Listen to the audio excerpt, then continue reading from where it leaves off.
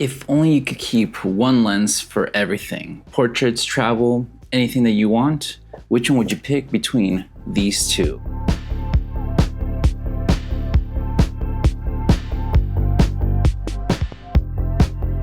Today, I'm testing out two of the most versatile zoom lenses, the Sony 50-150 f2 and the Tamron 35-150 f2 to 2.8. Which one are you choosing? Ever since I got to borrow the 50-150 f2 by Sony, thanks to B&H, I've been kind of wondering why this lens would be better than my 35-150, and I'm pretty sure I'm not alone with that thought. Because ever since posting the videos that I have on this lens, a lot of people have been asking me how do I think it pairs up against the 35-150, because you're giving up that, two aperture going throughout the whole lens versus getting a little bit of a wider one whenever it comes down to the 35 range, but you go to 2.8. So is it really that much of a difference? And is the cost justified when it comes down to this lens? Well, I'm also curious when it comes down to that to see if the Sony is truly worth $2,000 more than the Tamron. We're gonna start first with the most obvious things, the physical and specs comparisons. See, both these lenses have a great range when it comes down to the zoom range. Obviously, the f2 is gonna give it a heavier and bulkier look for the Sony, while you get a little bit more of a compact look with the Tamron 35-150, but you're giving up that consistent f2 aperture. You get great autofocus with both lenses. Obviously, one is gonna be a more native because it's a native Sony lens than the other, but is it gonna be much better? We'll find out later in this test that we're gonna be doing. But the main thing that I think separates both of these lenses besides the cost is going to be the internal zoom versus the outer zoom. That can be a killer if you're going to be using it for a lot of zoom with maybe a gimbal or anything, because that internal zoom lets you have a better midpoint when it comes down to balancing. And yeah, the price difference is quite a big of a difference when it comes down to what you're getting for both lenses, because it is a G Master lens. So $3,900 versus about $1,800. You're gonna have to decide if you're wanting to fork over the cash for the specs to price ratio or not.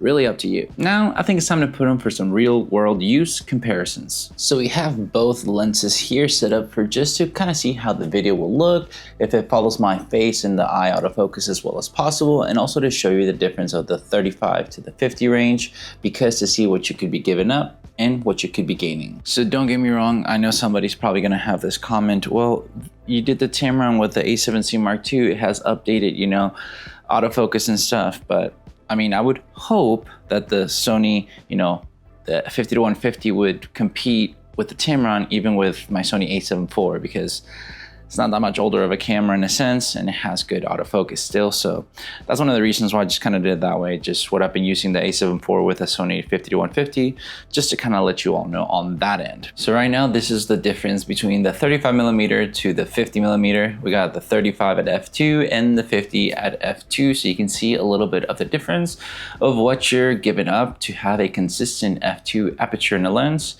and as well to basically pay $2,000 more for. All right, so this is essentially now both at 50. I had to kind of guide it as much as possible within the image, within the screen, just to match it as much as possible, because they have different, widths and lengths when it comes down to these lenses. But here you go. This is what it looks like to be at 50mm. Is it following me well if I kind of move? Do you see it follow me very well or not? Checking the good old autofocus, 70mm, comparison right here, so you can see both of them. Obviously, I'm not doing anything too crazy, but if for whatever reason any of the autofocus fails, that would be interesting to know when it comes down to that. But there you go, 70mm. So this is what it'll look like, 100mm, f2.8 with the Tamron now, and still at f2 with the nice Sony. So you're losing obviously a little bit of light when it comes down to that, so I'm trying to keep it as fair as possible, but here you go.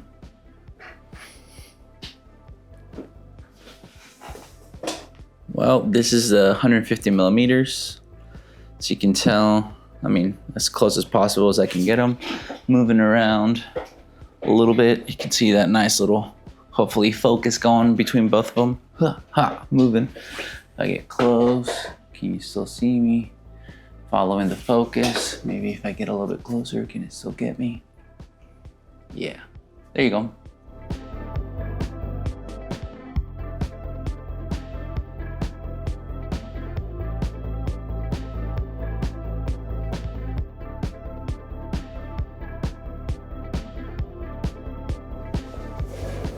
Which one will give out first on the zooming in?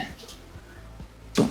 We gotta give you a little bit of the behind the scenes of how to set up your cinematic shots, pretending that nobody is there, but this is a little bit of the comparison between both camera lenses for a little bit of the outdoors and, you know, having some fun. But yeah, anyways, let's get real here. These lenses are massive compared to each other. Depending on what you're needing, this is how it looks in my camera bag, so you can see have an idea. But we're gonna go ahead and get some portraits and kind of photos to just go ahead and compare a little bit side to side. It won't be perfect scientifically as well, within the sense of being 100% match up in the sense of distancing and everything. Try to make it work as much as possible because it is a lot of hard work to just do on my own in this aspect, but gotta have some fun with it and just try to get some examples for you guys to see how it would be shooting of what you're giving up from the 35mm range, because this is the one kind of key takeaway that the Tamron has over the Sony. But that way you can also see the difference of the f2 to the 2.8 as you get more into the telephoto range to see what's going to be best for your needs. So hopefully these examples will help you out in deciding a little bit better.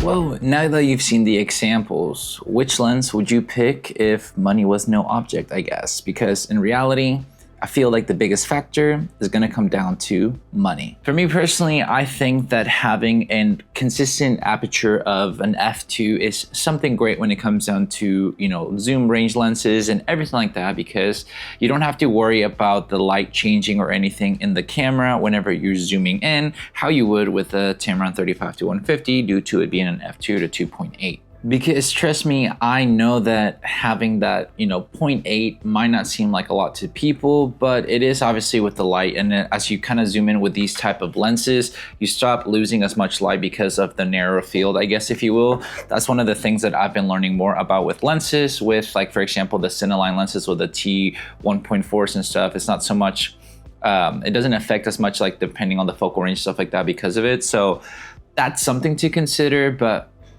I mean, is it $2,000 worth more?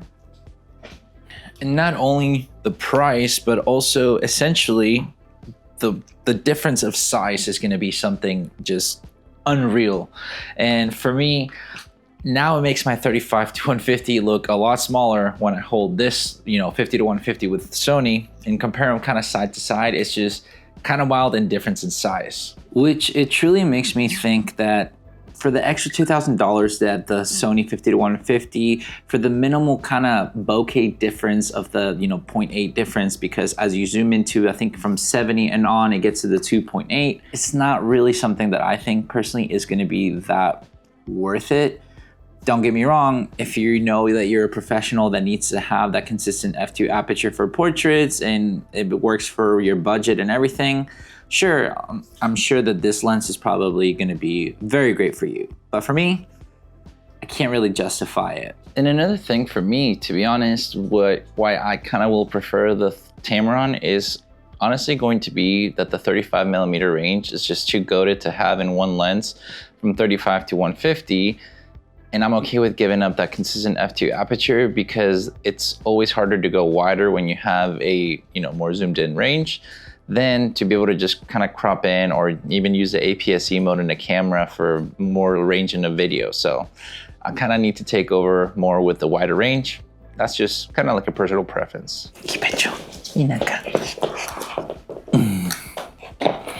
He's a good girl. You